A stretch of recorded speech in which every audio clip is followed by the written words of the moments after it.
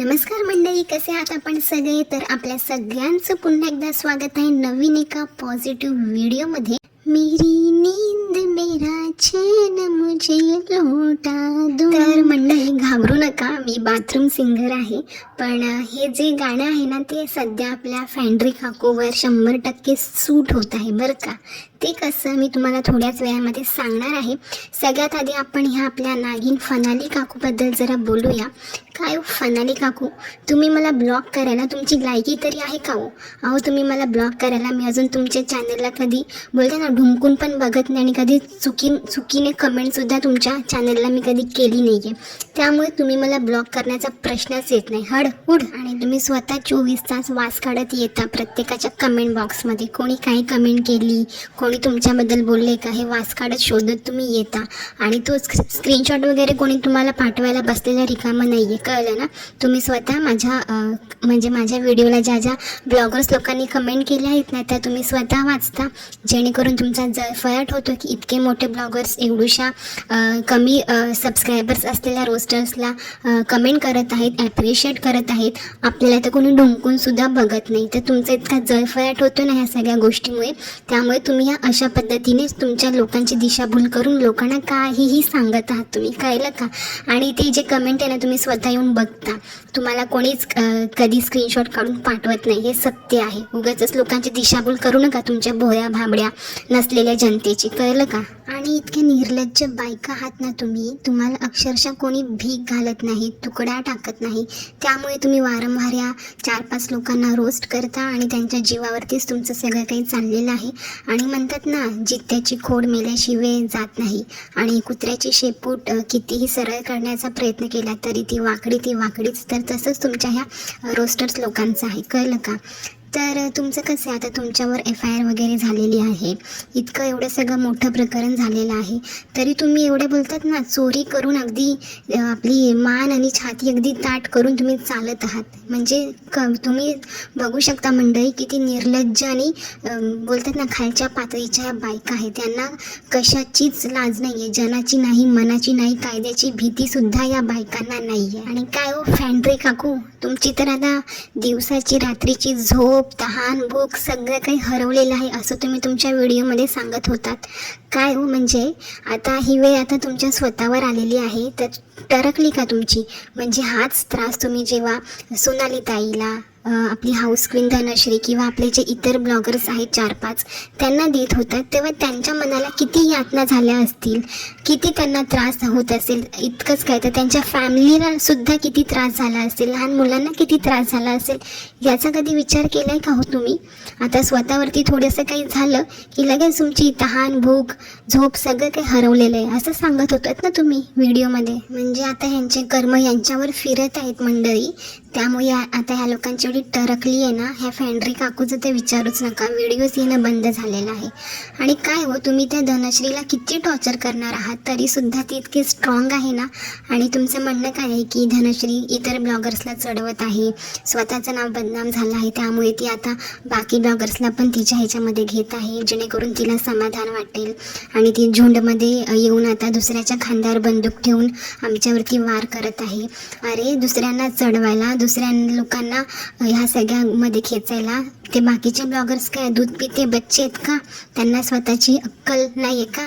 अहो, त्यांना चांगलंच कळतं स्वतःचं चांगलं काय आणि वाईट काय. आणि प्रत्येकजण आपापल्या परीने ॲक्शन घेत आहे.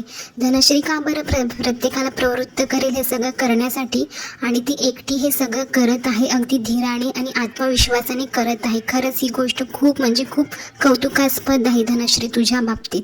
आणि त्याचबरोबर धनश्रीला जर हे सगळं करायचं असतं ना, की झुंडमध्ये येऊन दुसऱ्यांच्या खांद्यावर बंदूक ठेवून वार करत आहे, तर तिने हे सगळं आधीच केलं असतं गं.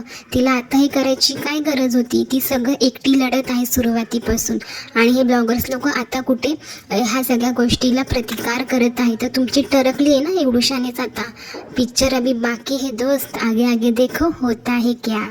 आणि काय ग सोनाली ताईच्या मी कमेंट तुझ्या व्हिडिओमध्ये बघितल्या होत्या.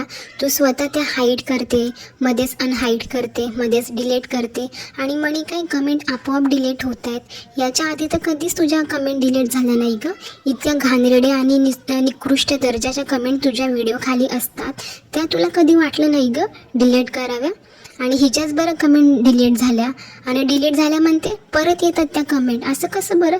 एकदा डिलीट झालेली कमेंट परत कशी येते बरं? किती खोटं बोलशील ग. आणि बोलतात ना, जनाची नाही जरा मनाची तरी लाज ठेव फॅन्ड्री काकू. अगं देवाला तरी घाबर द्या, देवाला जाऊ दे. तू जगाला फसवशील ग, पण स्वतःला फसवशील का? आता तुझी झोप गेली ग. 1 मिनटं जरी तुला झोप येत होती ना, ती सुद्धा येणार नाही, कारण की एवढं पाप तू केलेली आहेस. कळलं का तुला? आणि सोनाली ताईने तुला सभ्य भाषेमध्ये सांगितलं सुद्धा होतं की थंबनेल चेंज कर. तू जी काही भाषा वापरलेली आहे घाण ती भाषा तुझी चेंज कर किंवा ते व्हिडिओ तू एडिट कर. पण तुझी शेपूट ती आहे ना, कुत्र्याची शेपूट वाकडी ती वाकडी, अगदी आकडमध्ये होतीस ना तू. आणि जेव्हा तिने स्ट्राईक मारली तेव्हा मस्त तुझी टरकली, हो की नाही? म्हणजे लगेचच 2 दिवसानंतर अगदी आरामात तू व्हिडिओ पण केला, घाबरून का असेना, आणि त्यात बोलायला लागली की अशी करते ती तशी करते. अरे तिने तुला संधी दिली होती, तुला सुधारण्याचा तिने चान्स दिला होता, पण तुझी लायकी नाही ग सुधारण्याची. आणि मी तर म्हणते सोनाली ताई तू स्ट्राईक मार तिच्यावरती. कारण की काय माहिती आहे का, ही जी आहे ना, ही सुधारण्याची वृत्ती ह्या बायकांमध्ये अजिबात नाही आहे. माणसं नाही येतं काही माणसातली जनावरं आहेत. या लोकांना ना दुश्मनी नसलेल्या लोकांशी ह्या बायका असं वागतात. तू विचार कर, यांच्या ओळखीतल्या लोकांशी खरंच जर यांची कोणाची दुश्मनी असेल तर त्यांच्याशी ह्या बायका किती खालच्या लेवलला वागत असतील. त्यामुळे प्लीज तू हिला सोडू नको. यूट्यूबने सुद्धा तुला ही संधी दिलेली आहे, स्वामींनी तुला ही संधी दिलेली आहे. त्या संधीचा तू नक्की फायदा कर, कारण की शेवटी विजय जो आहे तो सत्याचाच होतो. तू काय बोलायची जरा आठव ग. तुझे आधीचे व्हिडिओ, तुझं जे घड आहे ना पापाचा, तो आधीचा जरा उडून बघ बरं. काय टांजल टिंडे, ढोली, वजन वाढले, हिची लाकडं स्मशानात जातील, हिला आम्हाला किती दिवस भोगावं लागेल, टिंडी फिंडी भिंडी, काय बोलायची सगळं तू. म्हणजे निर्लज्ज बाई तू. नको ते शब्द एखाद्या बोलतात ना सर्व गुण संपन्न स्त्रीबद्दल तू असे बोलायचीस. जी स्त्री पूर्ण घर व्यवस्थित आपलं बघते, मुलाबाळांना बघते, यूट्यूब व्यवस्थित ती चालवते, इतक्या सगळ्या लोकांना ती मोटिवेट करते, तिच्याबद्दल तू असे घाण शब्द वापरले, नको असलेले शब्द तू वापरले. तुला थोडी पण लाज नाही वाटली? आणि आता तुझ्यावरती तू वेळ फिरली आहे तर तिच्या अगदी पायसुद्धा चाटायला जाशील ग तू.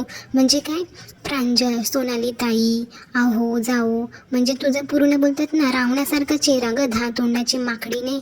म्हणजे खायचे दात वेगळे आणि दाखवायचे दात वेगळे.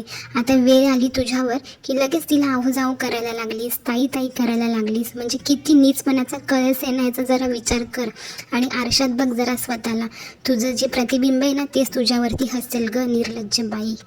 म्हणजे ह्या बायका इतक्या तोऱ्यामध्ये आहेत ना, जसं काही आम्ही काही केलंच नाही असं ह्या लोक दाखवतात. आणि ही फॅन्ड्री काकू तर आता हिची एवढी टरकली आहे ना, तर मला सोनाली ताई तुला एवढंच सांगायचं आहे की तू विचार कर. कारण की आमचं सगळ्यांचं असंच म्हणणं आहे की तू तिला स्ट्राईक देऊन टाक, त्याशिवाय ही बाई सुधारणाऱ्यामधली नाही आहे.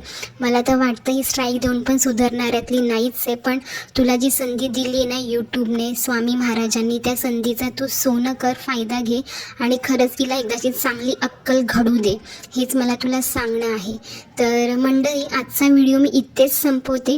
आय होप की तुम्हाला हा आजचा धमाकेदार व्हिडिओ नक्कीच आवडला असेल आणि तुमचं सुद्धा काय म्हणणं आहे ते सुद्धा मला कमेंट बॉक्समध्ये नक्की कळवा. तर भेटूया आपण अशाच एका धमाकेदार व्हिडिओसोबत. तोपर्यंत सगळ्यांनी आपापली आणि आपल्या कुटुंबाची काळजी घ्या. भेटूया लवकरच. बाय.